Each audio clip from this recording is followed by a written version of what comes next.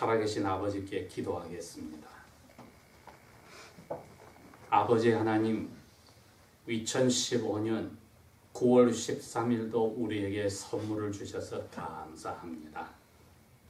이날은 주님께서 죽음을 이기고 다시 살아나신 날, 우리를 위하여서 아버지께 의로움을 받아서 선물로 주시기로 한 날, 저희들이 주님을 사랑하고 주님을 하나님으로 모시고 예배하려 찾아왔습니다. 이제 여름이 막바지를 다다르고 익어가는 추수를 기다리는 곡식이 점점 눈에 들어오게 되어 만드신 아버지를 찬양하니 저희들도 찬양합니다. 우리의 영혼도 여름 동안 여러 가지 일들을 통하여 예수님을 닮아가도록 키워주심을 찬송하고 감사를 드립니다. 모든 것들 위해 이 교회를 사랑하셔서 붙들어 주신 아버지 앞에 감사를 드립니다. 이 교회를 향한 촛대를 들고 계시는 예수님을 저희들이 믿고 예수님의 이름으로 왔으니 우리의 예배 가운데 아버지와 아들과 성령 하나님께서 함께 하시고 약속하신 대로 은혜로 우리의 몸과 마음을 사로잡아 주십시오.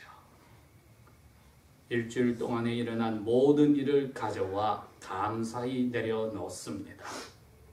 우리 손으로 한 일에 복 내리신 것 즐겁게 저희들이 받은 대로 아버지 앞에 헌상하여 연보로 내려놓습니다.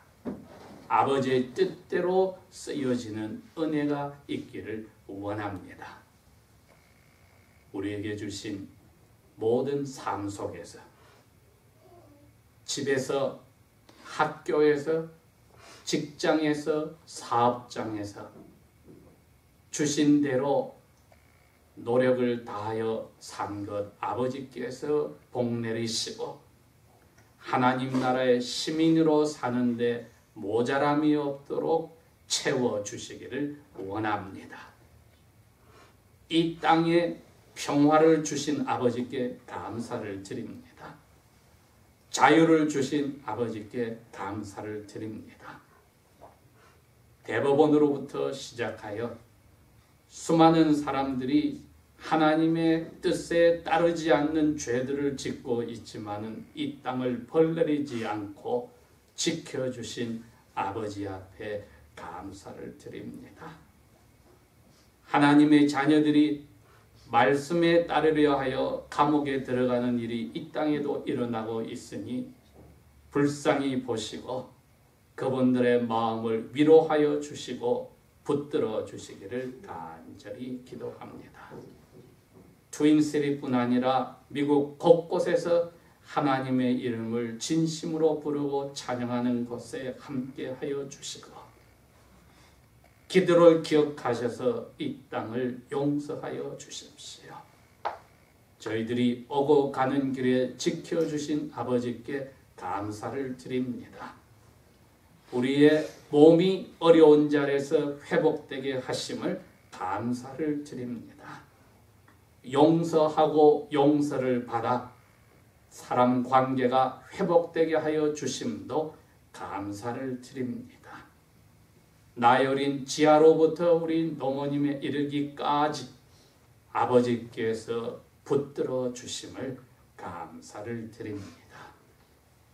하나님의 자녀들이 군무에 수고하고 있습니다. 지켜주심을 감사합니다. 우리의 아들 지훈이를 지켜주심을 감사합니다.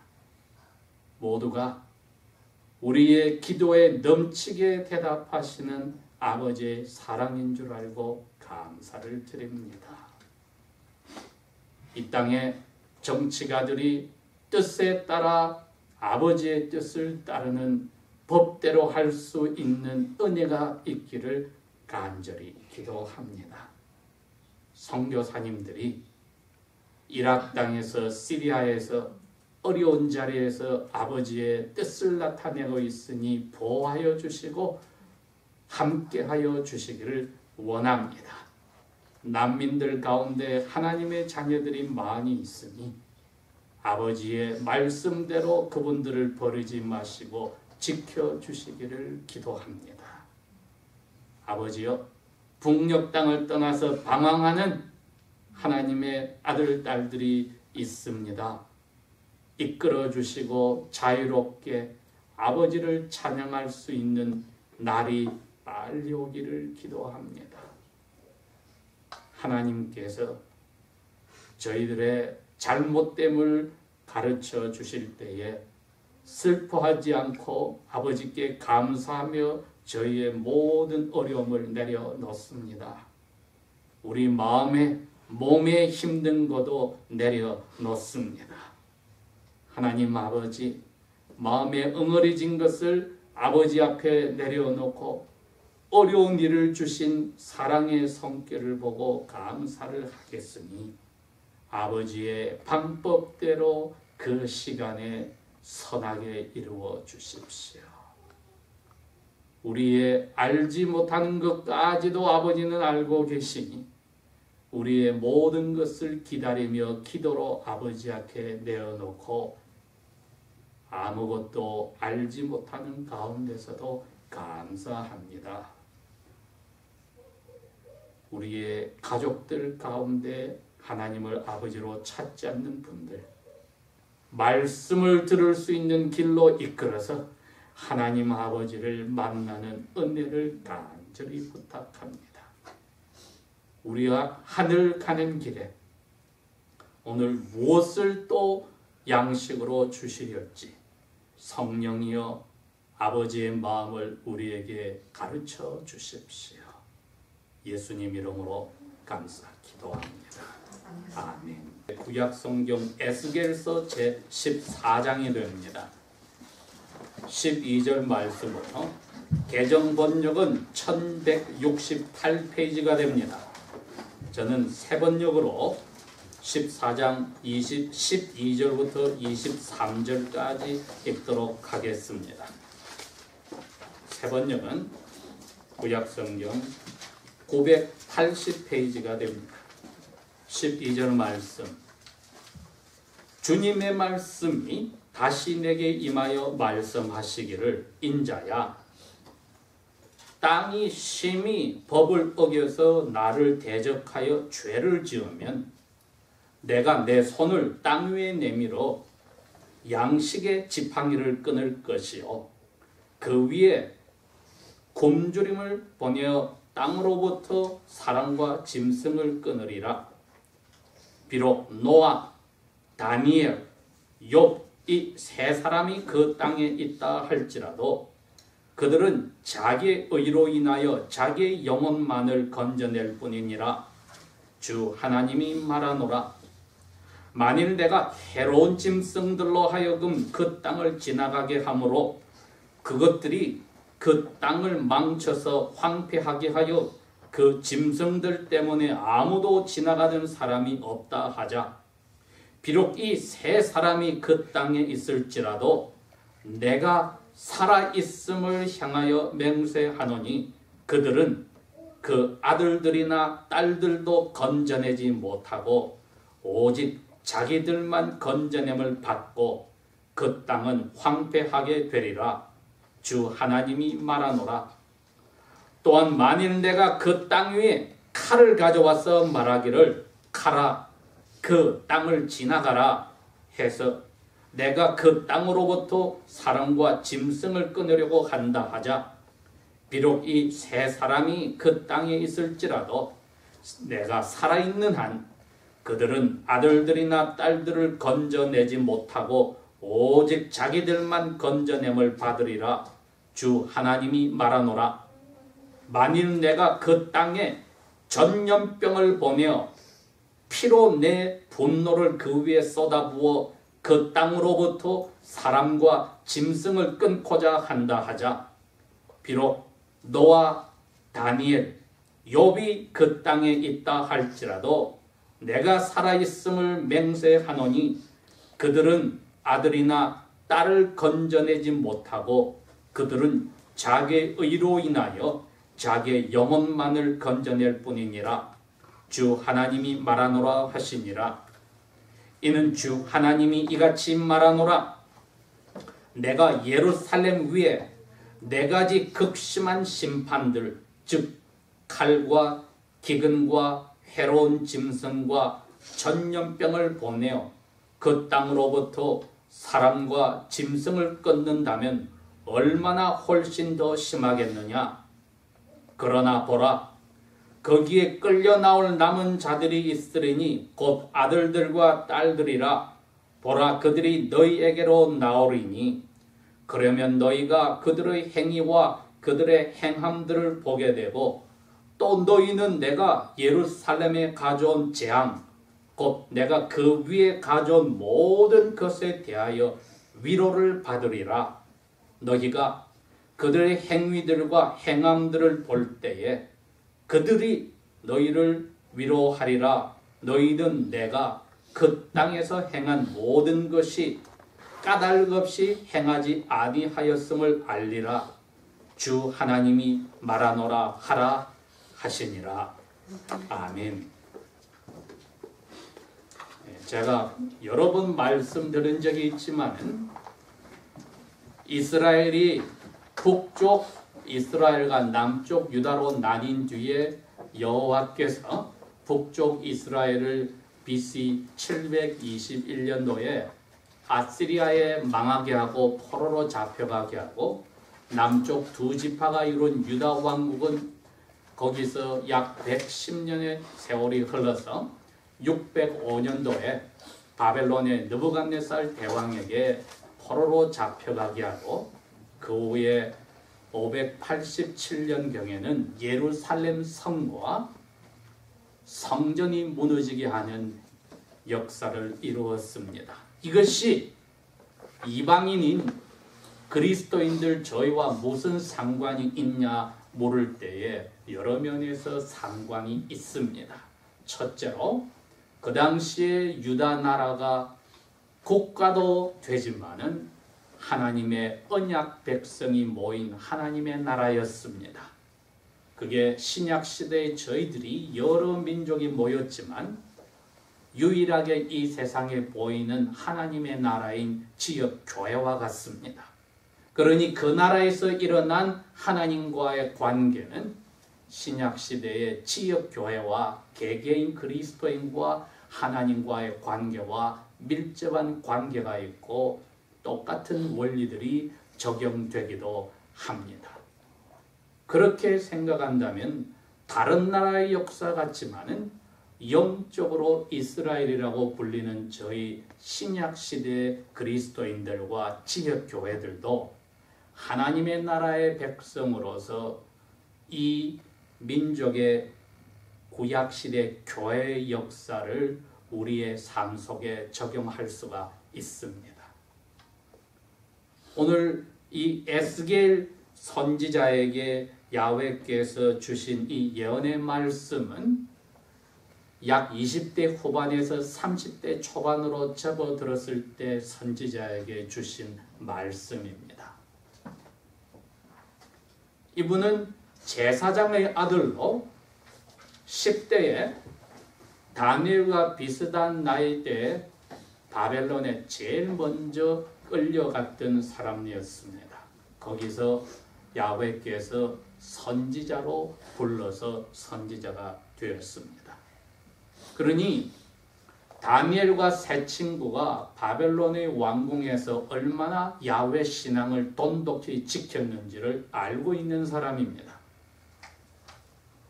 오늘 이 14장의 야훼의 이 선지 예언의 말씀을 보면은 이 젊은 한창 혈기가 왕성한 에스겔 선지의 마음속에 그러면서도 이방인의 나라에 포로로 잡혀와 사는 이 선지자의 마음속에 야훼의 그 말씀이 어떤 위로를 주는지 나와 있습니다. 오늘 12절에서 23절에 읽은 가운데 마지막 21절과 23절에 야훼께서 이야기를 합니다. 너희들이 위로를 받을 것이다. 특별히 너 에스겔은 위로를 받을 것이다. 이렇게 야훼께서 확신시켜 주셨습니다. 그래서 오늘 제목을 제가 그렇게 잡았습니다. 야훼께서 정확하게 공의롭게 자기의 백성 하나님의 나라에 이 심판을 가져오신 것이, 재앙을 가져오신 것이 우리에게 왜 위로가 되는가? 야훼께서 위로가 된다고 확신을 주셨으니까 그 이유를 찾아봅시다. 그러기 위해서는 구약시대에는 애매모호하게 사용되었지만 신약시대에 와서 뚜렷해진 두 가지 단어를 저희들이 생각해야 합니다. 저주가 하나님의 백성에게 내려왔을 때 이것이 그 사람들이 죽고 나서 영원한 형벌을 받는 심판의 저주가 있을 수가 있고, 하나는 모세나 아론이나 미리암과 같이 광야 생활 속에서 다 죽어갔더라도 하나님께서 채찍을 내려서 그 영혼이 하나님 앞에 겸손하여지도록 만드는 채찍을 받는 저주의 형태가 있다 이겁니다. 다윗 왕이 살인죄와 간음죄를 지어서 그것을 숨기려고 하였지만 나단 선지를 통해서 하나님이 내리신 그 죄에 따른 결과들은 나라의 어떤 사람들에겐 저주로 내려올지라도 영원한 멸망의 죽음이 되었으나 다윗 자신에게는 용서받은 죄인에게 하나님이 내리신 채찍의 저주였던 것입니다. 신약 시대에 와서야 잠언이나 시편에서 말하였던 너희들이 하나님께 채찍을 맞을 때에 슬퍼하지 말아라. 왜? 하나님은 자기 자녀를 받을 때마다 다 채찍질 하신다고, 훈계하신다고 하셨으니까 이 히브리서 12장에 나오는 이 말씀이 구약의 이 저주와 사랑으로 내리는 채찍의 영원한 멸망의 저주와 채찍으로 내리는 저주의 구분을 신약시대에는 확실히 해주는 겁니다.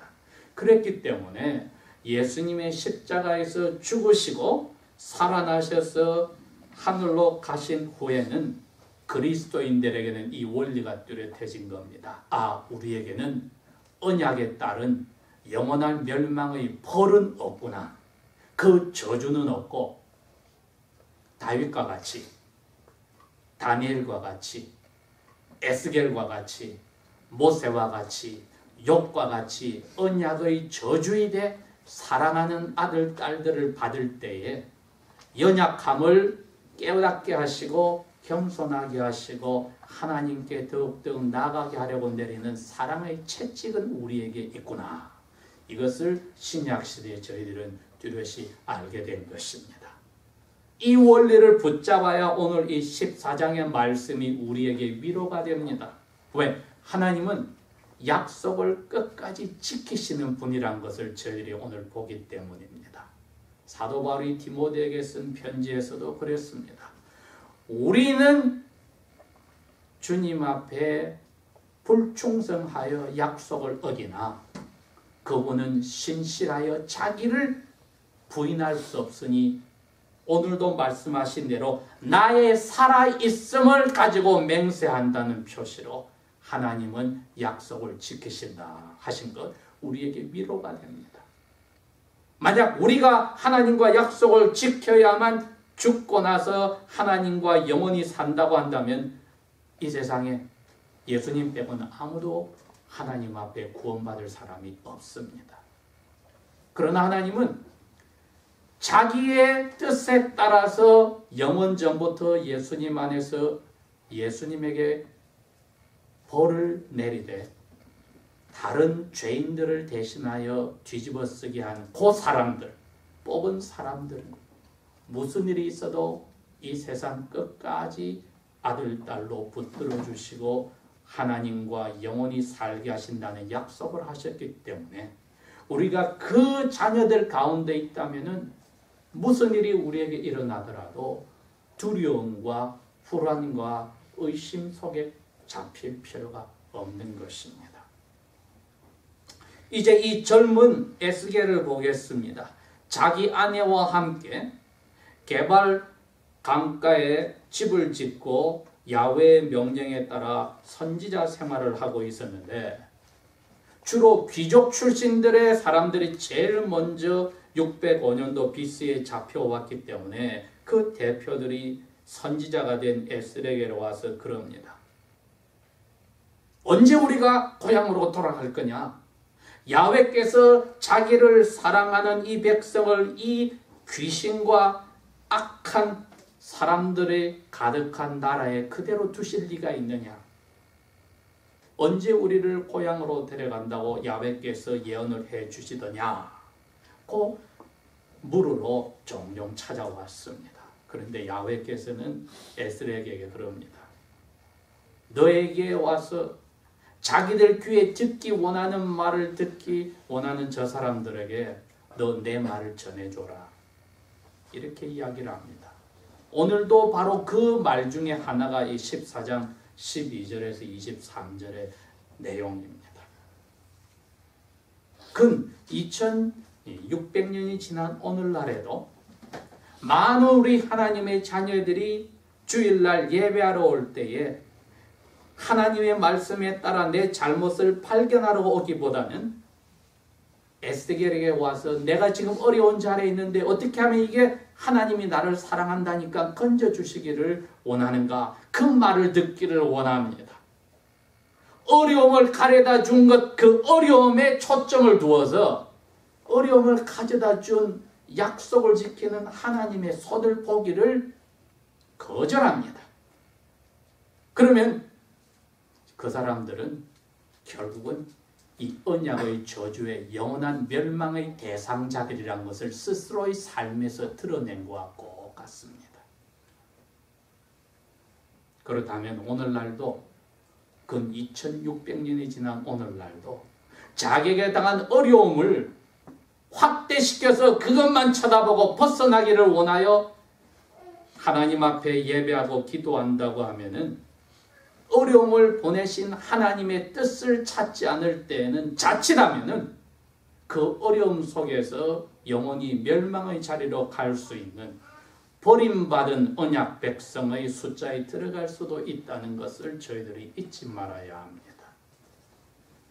에스겔이 다니엘과 거의 비슷한 나이라고 했습니다. 10대에 다니엘처럼 붙잡혀 와서 유복한 제사장의 가정에서 자라다가 야훼께서 선지자로 불렀을 때 갑자기 자기와 함께 끌려왔던 유복한 가정의 자녀들 가운데 자기는 미움을 받고 그리고 오해를 받는 선지자가 되어버린 것입니다. 아직 고향 땅에 다니엘이나 자기보다 나이 많은 예레미야 선지자가 살아 있습니다. 이분은 아직까지 여호와의 말씀을 전하고 있습니다.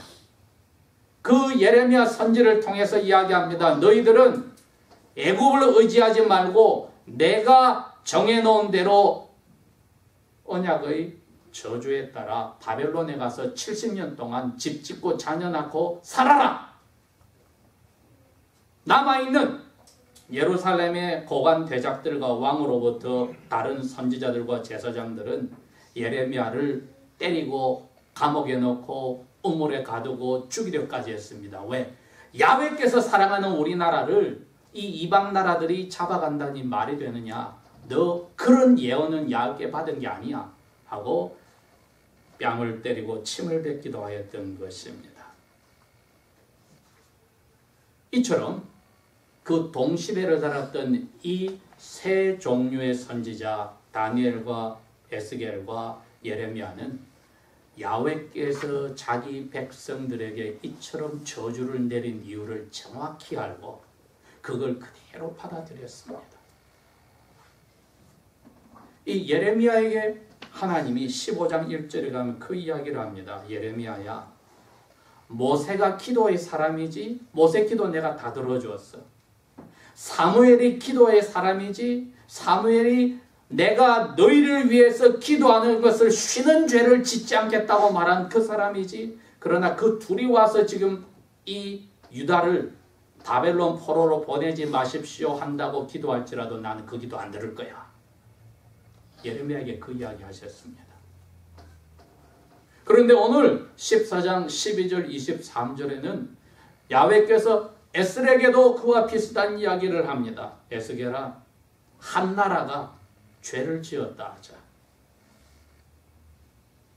그 나라에 내가 흉년을 보내서 짐승이나 사람이 다 굶어 죽게 한다고 하면은 그 나라에 노아와 같이 자기의 의로움으로 나머지 7 식구를 건지는 사람이 살고 있고, 다니엘처럼 목숨 걸어놓고 왕궁에서 나를 섬기는 사람이 살아있고, 욥과 같이 자기 아들 딸들을 위해서 기도할 때마다 내가 그 기도를 들어주고, 잘못한 친구를 위해서 기도할 때마다 그 기도를 준 욥이 이 땅에 있다 할지라도 내 이 땅에 내리고 결정한 사람을 굶겨 죽이는 흉년을 내가 돌이키지 않을 거야.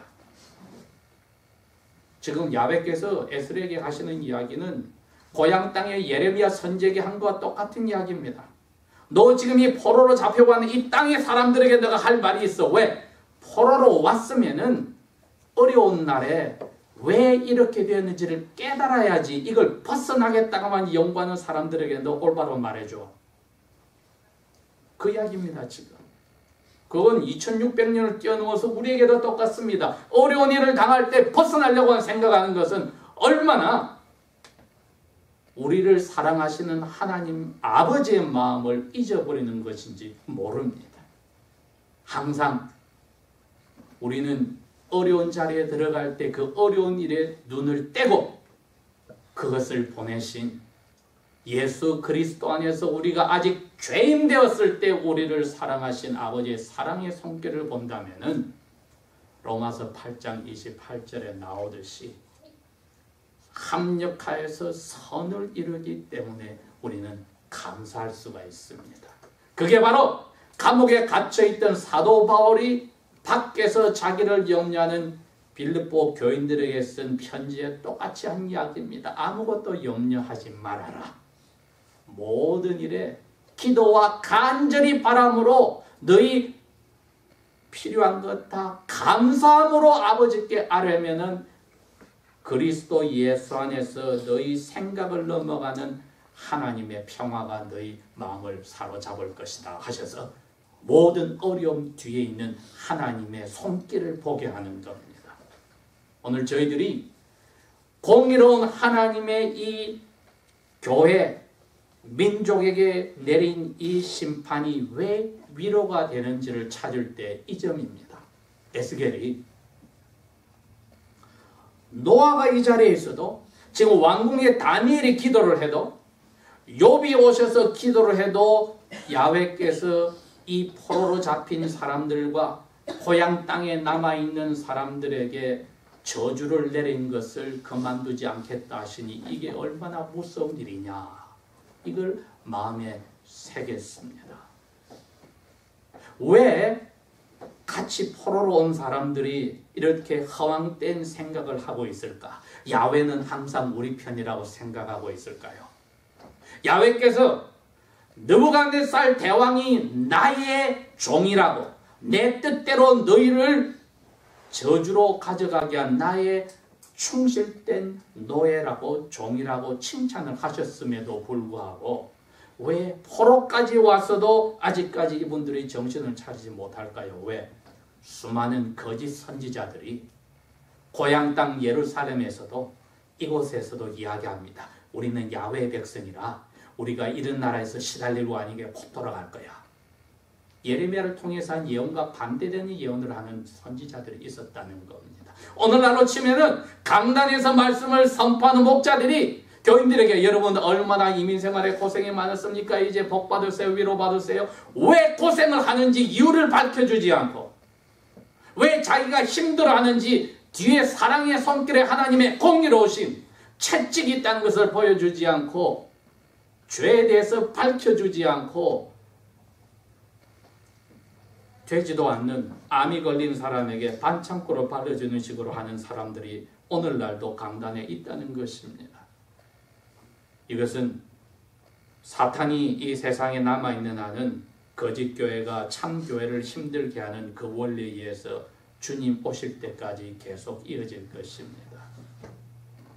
그러나 에스겔에게 레위기 27장에서 하나님이 16절에서 밝혀주신 내 언약을 어길 경우에 나는 너희 땅에 이 네 가지 저주를 가져오겠다고 하신 것, 야훼께서 오늘 에스겔에게 밝혀준 겁니다.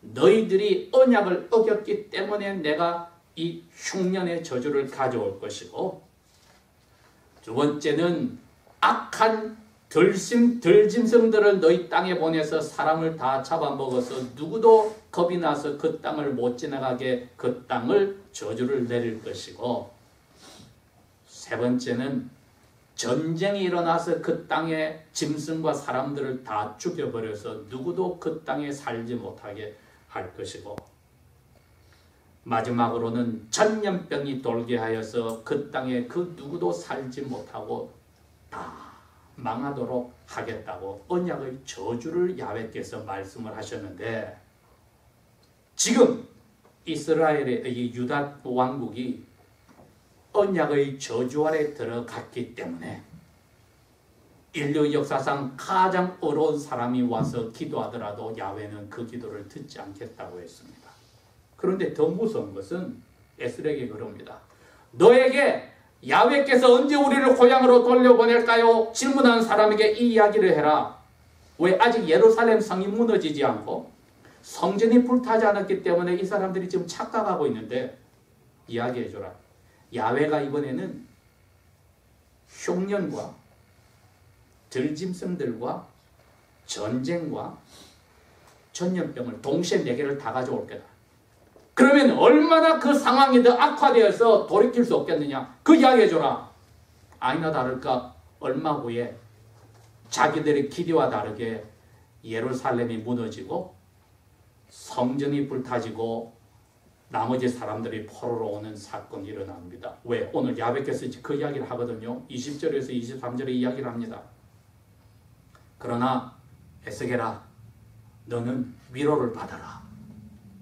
아니, 자기 민족이 무너지고 성전이 무너지고 예루살렘 성, 하나님이 내 이름을 두겠다고 한 예루살렘 성이 무너져 버려서 완전히 이방인이 짓밟아 버리는데, 그것을 보고 에스겔에게 너는 위로를 받으라고 합니다. 이게 도대체 무슨 이야기입니까?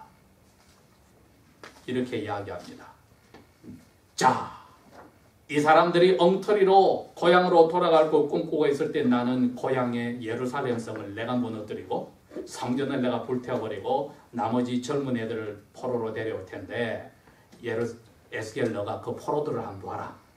우리말로 그 애들 사는 꼬라지를 안 도와라. 그렇게 해서 포로로 온 젊은 애들의 꼬라지를 보면은 내가 지나치게 저주를 내린 게 아니라는 것을 너가 알 거야. 당연히 더 심하게 해야 되는데 이 정도로 끝났다고 너는 위로를 받을 거야. 그 이야기입니다. 두 번이나 그 이야기를 하십니다.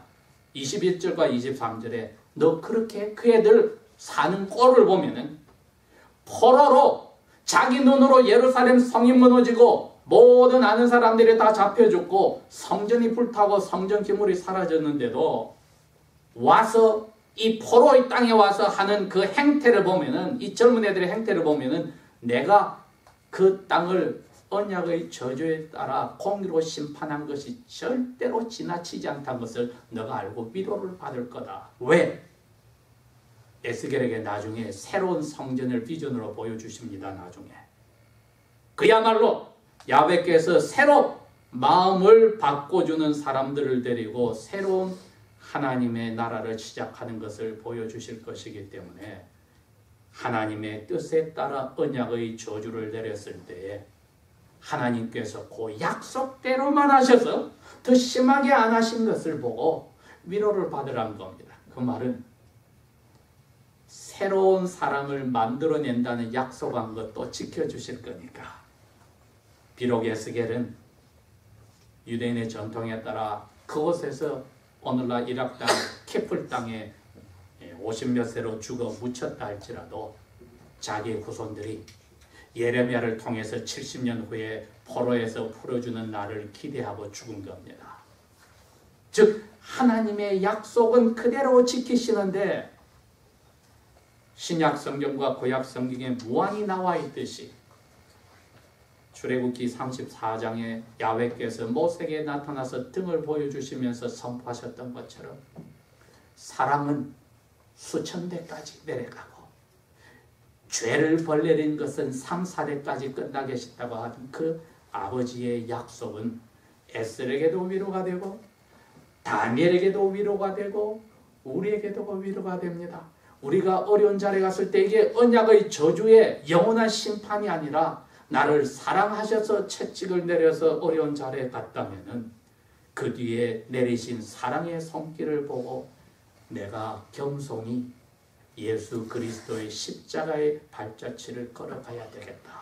그러면 어려운 일에 눈이 돌아간 게 아니라 나를 사랑하셔서 채찍을 보내신 아버지의 사랑 예수 안에서 보고 저희들이 아버지의 귀한 아들, 딸의 하나님 나라의 아들, 딸의 모습을 회복하는 겁니다. 그것이 바로 위로가 되는 것입니다. 어려운 자리에 있더라도 공의의 하나님이 내리신 사랑의 채찍은 우리에게는 영원한 멸망이 아니라 사랑하는 아들, 딸마다 받아서 올바로 의의 길로 예수 닮아가라고 내리신 채찍은 우리의 감사의 조건이 되는 것입니다. 이것이 위로가 아니고 뭐가 위로가 됩니까? 우리 죄대로 벌 내리지 않고 자비로워서 참고 우리로 하여금 회개케 기다리신다는 베드로의 말씀이 똑같이 오늘 우리에게도 적용되어야 할 것입니다. 기도하겠습니다.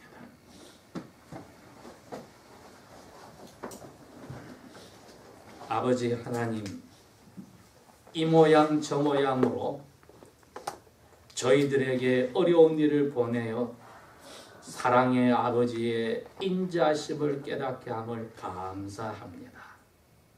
주 예수님을 닮아가는데 아직도 모자람이 있으면 서슴지 마시고 저희들에게 어려운 채찍을 내리시더라도 그 가운데 긍휼을 베풀어 주소서.